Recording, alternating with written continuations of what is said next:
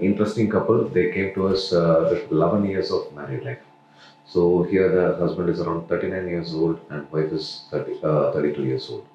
They had tried a lot of treatment for them, but nothing has worked out for them. So they came here in a little emotional stress. They came here. They were like very sure they need a baby. So that's what they came here. And we did a complete evaluation for them. So what we found out is for the husband, it is a severe oligoasthenoteratosis for him. So which means the count, motility and morphology, everything is very poor for him.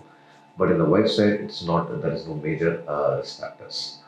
So what we did for them is like we treated the male partner, so we improved his semen parameter and then we proceeded for the IVF procedure because they don't want to again waste the time because they had tried a lot of treatment options like even other modalities of medicines like Ayurveda, everywhere they had tried, but nothing has worked out for him.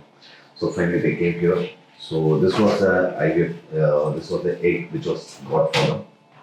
The eggs qualities were good, totally around 7 eggs were got for them. We got it for them.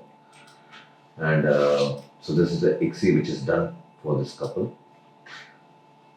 So you can see this is how they inject. So the sperm is injected inside the egg. So this is what it is done.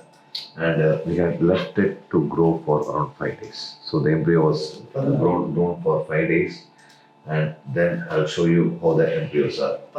So that is how the ICSI was done for them, and we left the embryo to grow for 5 days, and in the 5th day the blasts were formed. So I will show you how the blasts were formed.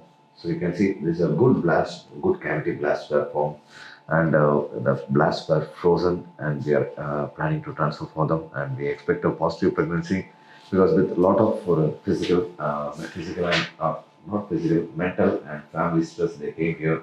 And we pray to God to get the best for them.